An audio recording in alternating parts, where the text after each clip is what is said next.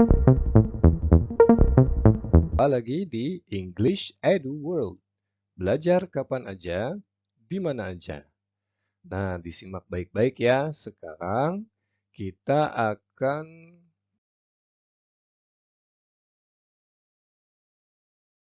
mencoba membahas sedikit tentang reported speech. Nah, kita bahas sedikit saja dulu karena pembahasan reported speech ini cukup padat ya. Cukup padat dan panjang. Oke, what is reported speech? Apa itu reported speech? Kita lihat dulu definisinya. Nah, dari mana kita dapatkan definisi ini? Kita coba ambil dari Oxford Dictionary yang pertama ya.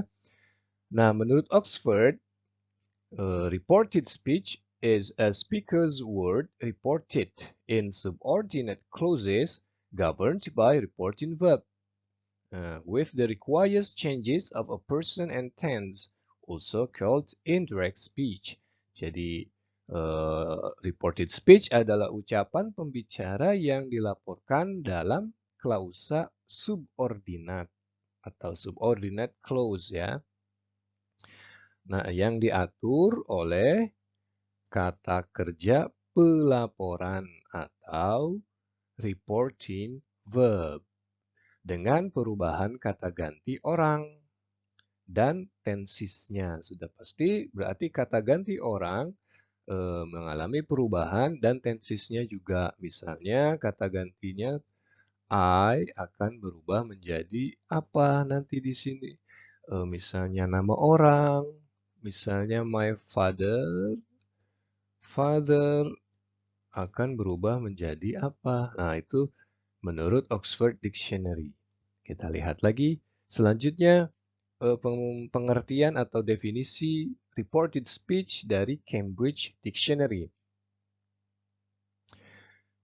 A description of what someone has said without using the exact word used.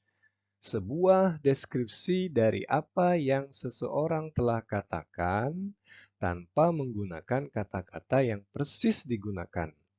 Jadi, kalau si A berbicara kepada si B dan si B menceritakan ke orang lain apa yang diungkapkan oleh si A, maka ungkapan dari si A tidak akan sama persis seperti apa yang ungkapan dari si B kepada orang lain tidak akan sama persis dari yang si A kepada si B ungkapkan. Wah, bingung ya, A, B, dan seterusnya. Nanti kita bahas sama-sama. Nah, yang terakhir kita lihat juga definisi dari British Council. When we tell someone what another person said, to do this, we can use direct or indirect speech. Jadi kata British Council pengertiannya adalah ketika kita memberitahu seseorang apa yang orang lain katakan. Ketika misalnya kamu memberitahu orang tua kamu apa yang guru kamu sampaikan. Nah, itu menurut British Council ya tentang reported speech. Nah, untuk membuat reported speech menurut British Council, kita dapat menggunakan direct speech or indirect speech. Jadi sebetulnya ini bisa digunakan untuk mengungkapkan reported speech. Tidak harus selalu indirect speech, ya, kalimat langsung atau kalimat tidak langsung. Oke, sampai sini paham ya? Kita lihat dulu simulasi atau gambaran dari video berikut. Bukan video ya, komik lah. Kita lihat. Pada pukul 10,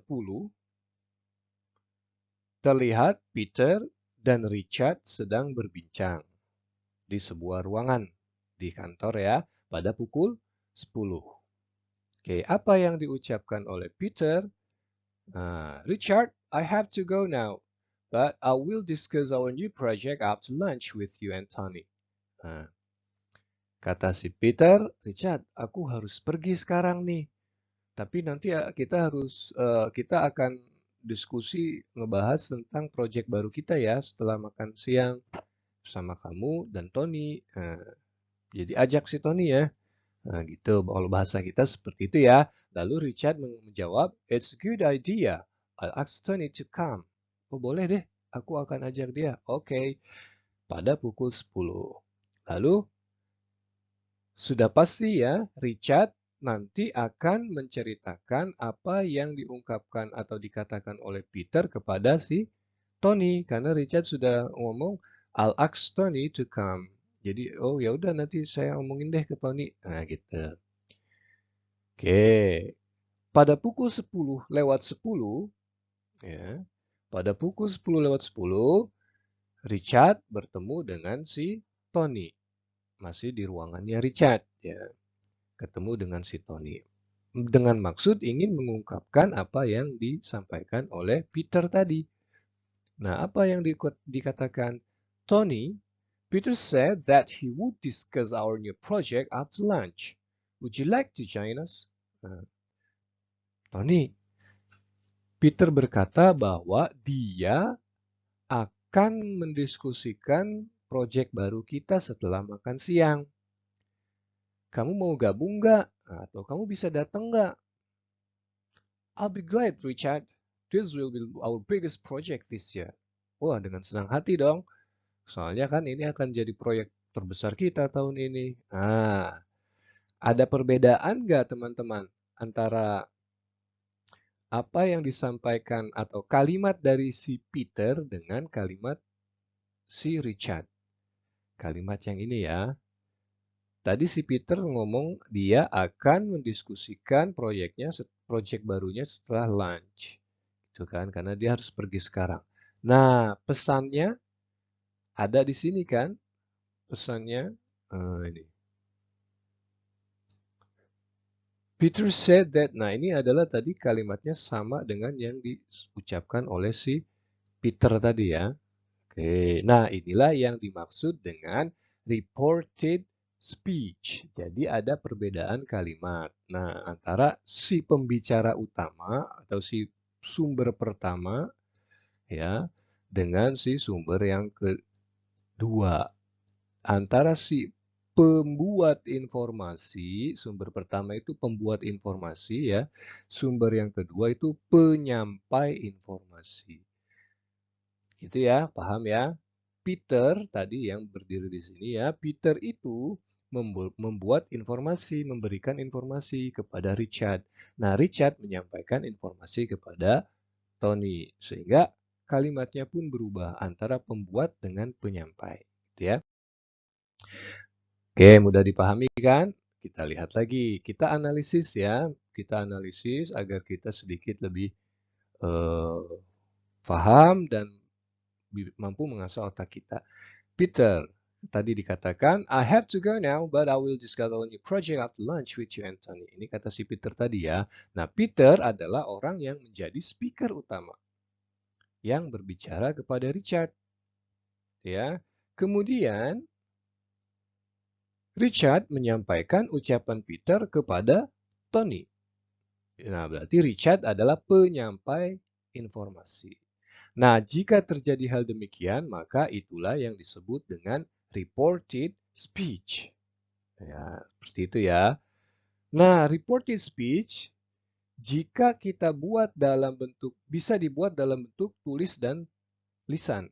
Jika kita buat dalam bentuk tulis, maka reported speech itu biasanya dalam bentuk direct speech, kalimat langsung. Nah, kalimat langsung itu apa? Adalah suatu cara melaporkan apa yang seseorang telah katakan atau tulis dengan mengutip persis kata-katanya. Makanya ini biasanya kalimat laporan ya, direct speech itu melaporkan kalimat laporannya dalam bentuk tulis. Contohnya ini. I have to go now, but I will discuss our new project after lunch with you, Anthony. He said. Nah, ini kalimat laporan daripada ini ya. Yang ini adalah laporan daripada apa yang Peter sampaikan. Cuma laporannya dalam bentuk tulis. Makanya biasanya kita menemukan kalimat-kalimat seperti ini di koran, di majalah, di sumber-sumber berita ya. Nah, cirinya ini. Ada quotation mark, ya, tanda petik. Nah, kemudian ada ungkapan ini. Ini ciri daripada direct speech. Ya, ini juga bisa dikatakan sebagai laporan, tidak harus selalu indirect speech. Cuma memang direct speech bisa juga dilaporkan kembali. Nah, dilaporkan kembali dalam bentuk indirect speech. Jadi direct speech can be reported dalam bentuk indirect speech. Contohnya ini. Oh, kita lihat dulu pengertiannya. Indirect speech adalah suatu cara menyampaikan apa yang seseorang telah katakan secara langsung ya dalam bentuk direct speech dengan mengubah atau memodifikasi kalimatnya atau redaksinya, tetapi tetap tidak merubah isinya.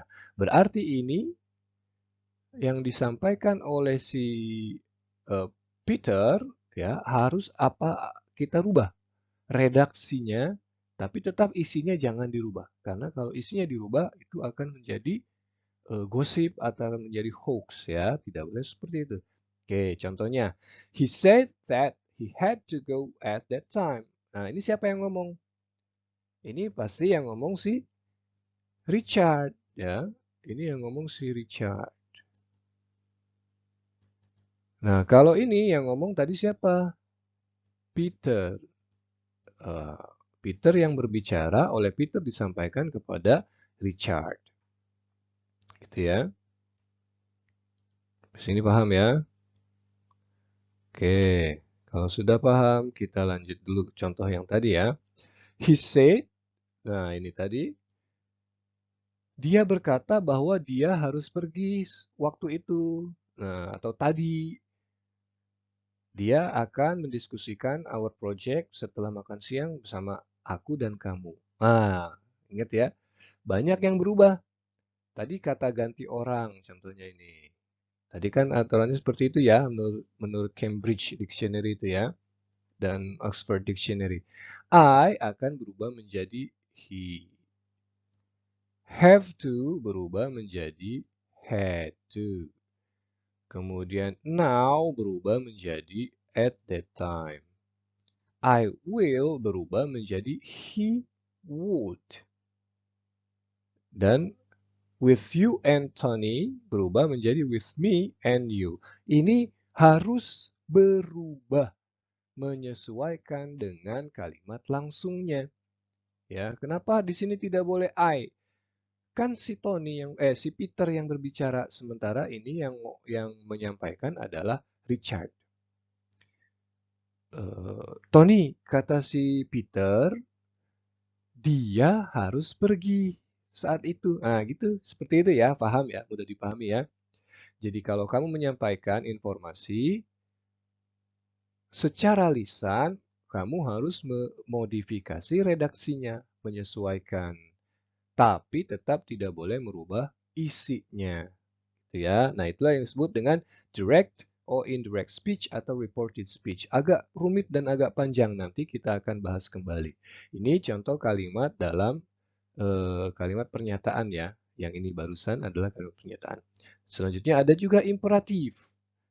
Imperatif itu ada yang imperatif positif, perintah, ada yang imperatif negatif, ya, larangan. Ada perintah, ada larangan. Contohnya seperti ini. Open the door, please. Nah, kata si Peter misalnya. Lalu si Richard menceritakan lagi kepada si Tony. He asked me to open the door. Dia minta saya buka pintu nih. Nah, kita lihat perubahannya. He asks me to open the door. Ini kalau kalimat imperatif perintah atau positif ya. Ini positif imperatif. Dia ada tambahan tuh. Sedangkan untuk yang negatif, nah, misalnya don't be late akan berubah menjadi not to be late. Gitu ya. Sampai sini mudah difahami ya. Nah, oke, good. Jadi makanya tadi di awal kita bilang reported speech itu agak sedikit rumit gitu ya, agak sedikit panjang bahasan kita, makanya kita hanya membahas sedikit saja. Masuk untuk yes no question. Nah, ini pertanyaannya misalnya do you like pizza? Lalu jawabannya, informasi yang disampaikan lagi, he asked me if I liked pizza. Ya, iya tadi lupa ngasih tahu ya, bahwa tensisnya pun harus berubah ya. Tensisnya mundur. Misalnya ini kan like itu verb base, ya, verb base atau orang kita biasa menyebutnya verb one. Nah, dia Kemudian karena verb one itu merupakan tenses untuk simple present, maka harus mundur. Nah, dari verb one menjadi verb past atau kalau orang kita menyebutnya verb 2. Gitu ya. Sama ini juga ya. Tadi have to berubah menjadi had to. Have, had. Nah, gitu ya. Will berubah menjadi would. Nah, ini will berubah menjadi would dan seterusnya. Tapi ada beberapa tenses yang memang tidak harus berubah, tidak boleh berubah ya. Misalnya kalau kalian ingin menyampaikan tentang sesuatu yang bersifat faktual, nah maka tensesnya tidak dirubah. Bisa gini, ibu saya berkata bahwa matahari selalu terbit dari timur, gitu ya. Nah itu nggak boleh lagi. Kita ngomongnya dengan bentuk lampau. My mom said that the sun always the sun rises in the east, ya kan seperti itu ya, the sun rises in the east. Nggak boleh kita ngomongnya the sun rose in the east. Ibu saya berkata bahwa matahari telah terbit dari timur. Oh, berarti sekarang udah nggak terbit lagi dong. Gitu. Makanya kita harus pahami. Ini agak sedikit rumit. Nah, mudah-mudahan kalian paham. Nanti kita lanjutkan lagi di pembahasan yang seterusnya. Oh, ada satu lagi. Will you go to library? Nah, ini untuk kalimat yang berisi modal ya. Ada will-nya. Nah, maka ya sama ya. Yes, no question. Oh, ini bukan yang berisi modal ya. Ini masih tentang yes, no question. You wanted to know if I. Nah, kalau yes, no question itu kita gunakan if. Oke, good. Nah, ini adalah perubahan tensesnya dari direct into indirect speech, dari kalimat langsung ke tak langsung. Simple present berubah menjadi simple past, contohnya ini. Present continuous jadi past continuous, present perfect menjadi past perfect, dan seterusnya. Kalian pelajari sampai sini dulu, mudah-mudahan bermanfaat. Kita jumpa lagi di pembahasan direct indirect speech part 2 yang akan membahas lebih dalam.